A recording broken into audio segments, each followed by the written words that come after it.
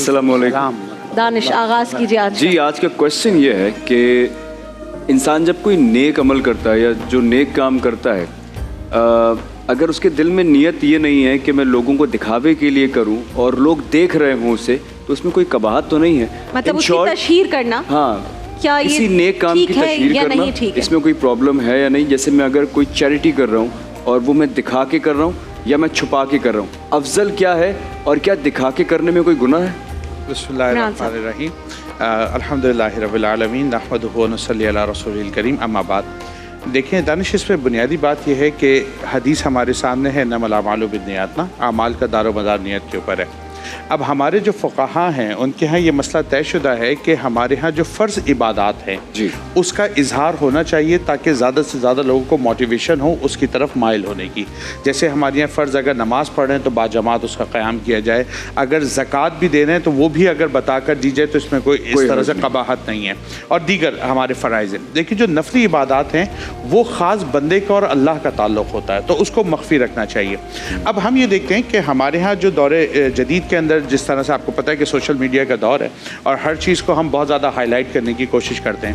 اب وہ 10 بندے مل کر ایک بوری دے رہے ہیں تو ایک خاتون بیچاری وہ کھڑی ہوئی ہیں, ان کو اس کے ساتھ تصویر کھنچوا رہے ہیں, تو وہ اس کی جو عزت نفس ہے اس کو مکمل طور پہ مجروح کیا جا رہا ہے. تو ایسے کوئی بھی معاملات ہیں اس سے اجتناب کرنا چاہیے ہمیں. آن دا ادر ہینڈ یہ نظر آتے جب گزشتہ دنوں میں کرونا کا ٹائم پیریڈ چل رہا تھا تو ٹرکی کی اور مصر کی اور کئی ممالک کی ایسی تصاویر ہمارے پاس آئیں کہ انہوں نے اوپن ایریاز کے اندر لے جا کر جو ہے وہ راشن رکھ دیے اور جس کو چاہیے تھا وہ چپ چاپ جاتا تھا, وہاں سے لیتا تھا, چلا جاتا تھا. یہاں تو ایک راشن بچتا ہے تو وہ 500 لوگوں کی تصویریں آتی ہیں. اچھا, اس کے بیک اینڈ پہ کیا ہوتا ہے, وہ تشہیر وغیرہ نہیں ہوتی, بنیادی طور پہ وہ مزید ڈونیشنز کی کلیکشن کرنی ہوتی ہے تو فنڈ ریزنگ ایک ایکٹیویٹی جو ہے وہ بھی شروع ہو جاتی ہے. تو اس میں اصل بات وہی ہے کہ اپنے اعمال پر نگاہ رکھیں. ہم یہ کام اگر اللہ کی رضا کے لیے کر رہے ہیں تو اس میں کوئی قباحت نہیں, آپ لوگوں کو موٹیویٹ بھی کر سکتے ہیں. لیکن اگر اس کے اندر اللہ کی رضا کی نیت موجود نہیں ہے تو آپ پھر لاکھوں کروڑوں بھی خرچ کر دیں, کم از کم اللہ کی بارگاہ میں آپ کو کوئی فائدہ نہیں ہوگا. دنیاوی چند فوائد آپ بے شک اس سے بسم اللہ الرحمن الرحیم. جیسے کہ مفتی صاحب نے بتایا بالکل ایسے ہی ہے کہ انما الاعمال بالنیات, عمل کا دار و مدار نیت ہے. لیکن اس بات کا خیال رکھنا ہوگا کہ جس کے ساتھ تعاون کیا جا رہا ہے اس کی عزت نفس مجروح نہ. اگر آپ کسی خاص مقصد کی وجہ سے پبلسٹی کرتے ہیں, مثلا ہمارے بہت سے اسپانسر جو ہیں وہ یہ چاہتے ہیں کہ مثلا اس کام کو پبلک کو پتہ چلے تاکہ لوگوں کو اویئرنیس آئے, یا مثلا پتہ چلے کہ قوم کے جو بزرگان ہیں وہ یہ کام کر رہے ہیں. تو نیت اگر اللہ سبحانہ وتعالیٰ کی خوشنودی کی ہے تو پھر اس میں کوئی حرج نہیں ہے. لیکن اگر ذرا بھی شائبہ آتا ہے کہ خدا نخواستہ اپنی نمود اپنی ریا ہے تو اسے نہیں کرنا چاہیے. ٹھیک ہے مفتی صاحب, آپ کا کیا اس میں پوائنٹ آف ویو؟ بسم اللہ الرحمن الرحیم. حدیث انما الاعمال بالنیات, یہ حضور نبی پاک صلی اللہ علیہ وسلم نے اپنی امت کے ہر عمل کا ایک ضابطہ دیا ہے کہ آپ نے کوئی عمل کیا ہے, وہ عمل صحیح ہے یا غلط ہے, اس پر ثواب ملے گا یا نہیں ملے گا. تو فرمایا کہ اس کا تعلق آپ کی نیت سے ہے کہ کام کرتے وقت آپ کی نیت کیا ہے. میں اس طرف بھی آؤں گا. تھوڑی سی ایک الگ سی بات, یہ جو نیت ہے اس کا اعمال کی قبولیت میں بہت بنیادی کردار ہے. ہم بہت سے زندگی میں عمل وہ کرتے ہیں جن کا تعلق فرائض سے, سنن سے ہے. بعض اعمال وہ ہیں کہ جن کا تعلق محض مباح سے ہے, یعنی وہ ثواب بھی نہیں ہے اپنی حد ذات میں اور گناہ بھی نہیں ہے.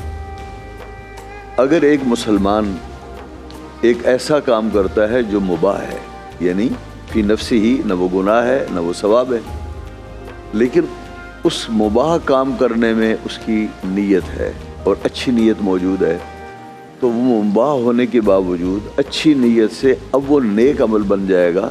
اب وہ ثواب کا کام بن جائے گا. مثال کے طور پر ایک آدمی ہے, میں ایک مثال دیتا ہوں. جی, ایک آدمی ہے, وہ کہتا ہے کہ یہ میں دودھ پی لوں, میں جو ہے وہ ڈرائی فروٹ تھوڑے سے کھا لوں تو میرے جسم میں طاقت آئے گی. تو اس میں ثواب کا کوئی معاملہ نہیں, گناہ کا بھی کوئی معاملہ نہیں ہے. ہر آدمی اپنی صحت کا خیال رکھتا ہے. بالکل ٹھیک. اس میں دودھ پینے میں اور فروٹ کھانے میں اسے کوئی ثواب نہیں ملے گا، نہ ثواب ہے نہ گناہ ہے. نہ گناہ. لیکن اگر اس کی نیت یہ ہو کہ میں نے صبح روزہ رکھنا ہے ہاں تو میں کچھ طاقت والی چیز کھا لوں تاکہ میرے بدن کو طاقت پہنچے اور میں آسانی کے ساتھ روزہ رکھ سکوں، تو اب یہ عمل اس کی نیکی بن جائے گی اور وہ دین بن جائے گا اور اسے ثواب ملے گا. صرف نیت کی وجہ سے. نیت کی وجہ سے. اچھا، ایسے ہی بہت سے ایسے کام جو ثواب ہیں، مسلمان کی نیت اس میں موجود نہیں ہوتی تو وہ کام دین کا کہلانے کے باوجود دنیا کا کہلائے گا. مثال کے طور پر ایک نوجوان نے شادی کی، اسے کہا گیا بھئی آپ شادی کیوں کر رہے ہیں؟ اس نے کہا یار میں نوجوان ہوں اور ماں باپ بھی مجبور کر رہے ہیں اور اس عمر میں لوگ شادیاں کرتے ہیں. اب اس نے شادی کی تو یہ تو ایک امر دنیا ہو گیا.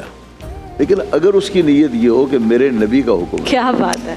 اور اگر اس کی نیت یہ ہو کہ اس سے میری نگاہ میں حیا پیدا ہو واہ. اور میں پاک دامن رہوں، تو اب یہی نگاہ جو کہ سنت ہے وہ واقعی اس کو سنت کا ثواب ملے گا. تو یہ معاملہ ہے. اس حدیث کو ہمارے لیے اصول دین کے طور پر، کلیے کے طور پر بالکل ٹھیک بیان ہے. کیا گیا. کتنی خوبصورت بات کی انہوں نے. رہا یہ معاملہ کہ یہ جو ہماری سرگرمیاں ہیں اور ہم اسے سوشل میڈیا پر متعارف کراتے جی. ہیں، دیکھ لیں آپ کے ملک میں بہت سے ادارے ہیں جو اچھا کام کر رہے ہیں جی. اور لوگوں کی فلاح بہبود کے لیے کام کر رہے ہیں اور خلق خدا کو اس سے نفع مل رہا ہے. اگر وہ یہ کام اس لیے کر رہے ہیں کہ دیکھ لو یہ ہم یہ کام کر رہے ہیں تاکہ جو چندہ دینے والے لوگ ہیں ان کے لیے اطمینان کا سامان ہو، ہاں بالکل صحیح ہے. اس میں کوئی حرج کی بات نہیں. لیکن اگر اپنی واہ واہ کے لیے کر رہے ہیں اور تو اپنی وہ واہ کے لیے، اب یہ معاملہ اللہ اور بندے کے بیچ میں ہے.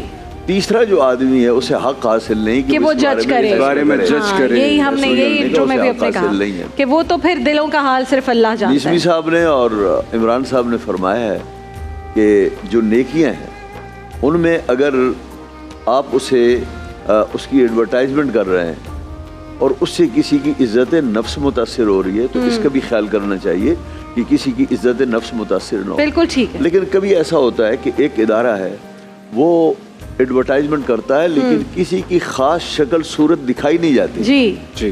بلکہ ایک گروپ کی صورت میں لوگ آ رہے ہیں جا رہے ہیں، اس میں تو کوئی حرج اس میں کوئی برائی نہیں. بالکل. اور ایک ہی آدمی پر فوکس کیا جا رہا ہے، وہاں عزت نفس متاثر ہونے کا. یہ جو کچھ ادارے ہوتے ہیں وہ ایک گٹر کا ڈھکن بھی لگاتے ہیں. تو عامر صاحب وہ 4 لوگ کھڑے ہو کے تصویر کھنچواتے ہیں، اپنا نام بھی لکھتے ہیں گٹر کے ڈھکنے پہ کہ سب کو پتہ چلے ہم نے یہ گٹر کا ڈھکنا لگوایا ہے. کچھ عرصے بعد وہ غائب بھی ہو جاتا ہے. تو ایسے میں کیا ہے؟ جی جی جی. ہمارے ہاں کچھ تھوڑا سا دکھاوا اور یہ معاملات جو ہیں دین کے نام میں بھی آ گئے ہیں. ہاں یعنی ہیں وہ دین کے کام لیکن کہیں نہ کہیں گڑبڑ ہے. لیکن میں یہ جنرلی طور پر کہہ رہا ہوں، ٹھیک ہے. میں یہ نہیں کہہ رہا ہوں کہ فلاں نے ایسے کیا ہے تو غلط ہے. اب مثال کے طور پر حدیث میں آیا کہ نبی پاک صلی اللہ علیہ وسلم کے زمانے اقدس میں ایک بکری کا جو قربانی ہے وہ گھر والوں کے لیے کافی ہو جاتی ہے. یعنی یہ معنی نہیں ہے کہ اس ایک بکری کے اس قربانی میں 4 بندے شریک ہو گئے. یہ نہیں. جو صاحب خانہ ہے، سربراہ ہے، صرف قربانی اسی پر واجب تھی، اس نے قربانی کر دی. اس نے کہا بس واجب ادا ہو گیا اور پورے خاندان کو، گھر کو اس سے کفایت ہوتی، وہ کھا پی لیتے. اچھا اب ہمارے یہ ہے کہ ایک آدمی 4 گائے کر رہا ہے اور محلے میں سب سے بڑا جانور ہمارا ہونا چاہیے، ورنہ بھائی لوگ کہیں گے کہ اس دفعہ ان کا جانور بڑا نہیں ہے. ایسے ہی 20-25 سال پہلے رجحان یہ تھا کہ حج کر لو، زندگی میں کبھی موقع ملے گا تو عمرہ کر لیں. ٹھیک ہے. اب عمرہ ایک قسم کا فیشن بن گیا ہے. یہ ہم نے کی تھی پچھلے ہفتے، اس پر میرا رشتہ دار، میرے بھائی بہن بالکل ٹھیک ہے، پوائنٹ آ گیا. لیکن مجھے یہ چیزیں بالکل ٹھیک ہے، لیکن یہ جنرلی طور پر کہہ رہا ہوں. جی جی بالکل، کسی شخص کی نیت پر نہیں. جی ڈاکٹر عامر. بسم اللہ الرحمن الرحیم. تینوں بزرگوں نے بہت ہی مفید اور بہت ہی گراں قدر اپنے نکات پیش فرمائے ہیں، عنایت فرمائے ہیں. میں یہ سمجھتا ہوں کہ نبی کریم صلی اللہ علیہ وسلم نے ہر انسان کو اپنا محاسبہ کرنے کی جو تعلیم دی ہے اس پر ہمارا دھیان شاید ہٹ گیا ہے اور ہم اپنی اصلاح سے زیادہ دوسروں کی اصلاح کے شوقین ہو چکے ہیں. ہم یہ چاہتے ہیں کہ سامنے والا درست ہو جائے، ہماری خیر ہے، اللہ غفور الرحیم ہے، لیکن سامنے والے کو بالکل فرشتے کی طرح یعنی پاکیزہ ہونا چاہیے اور مقدس اور مطہر ہونا چاہیے، ہر عیب سے پاک ہونا چاہیے. جی جی جی. تو دوسری بات یہ ہے کہ نبی کریم صلی اللہ علیہ وسلم نے فرمایا کہ اللہ رب العالمین تمہارے اعمال سے واقف ہے، تمہاری نیتوں سے واقف ہے، تم جو چھپاتے ہو کسی پہ ظاہر نہیں کرتے اس سے بھی واقف ہے. ایک عربی کی نشید ہے، اس کا ایک پہلا مصرع ہے، هل لك سرا عند اللہ، کیا تمہارے پاس کوئی ایسا پوشیدہ خفیہ عمل ہے جو تمہارے اور اللہ کے مابین راز ہو؟ اس طرح حدیث شریف میں آتا ہے کہ اللہ تعالیٰ قیامت کے دن اپنے عرش کے سائے میں یوم لا ظل الا ظل، اس دن جس دن اس کے عرش کے سائے کے علاوہ کوئی سایہ نہیں ہوگا، 7 قسم کے لوگوں کو جگہ دے گا، جن میں ایک قسم ان لوگوں کی ہوگی جو اپنے دائیں ہاتھ سے جب اللہ کی راہ میں خرچ کرتے ہوں گے تو بائیں کو خبر بھی نہ ہوتی ہوگی۔ میں اس کی تشریح کچھ اس انداز میں کرتا ہوں کہ اگر کسی کی بہن یا بھائی مجبور ہے اور حالات سے پریشان ہے، تنگ دست ہے، تو اس کا بھائی اس کی ایسی مدد کرے کہ اس کی بیوی کو بھی خبر نہ ہو۔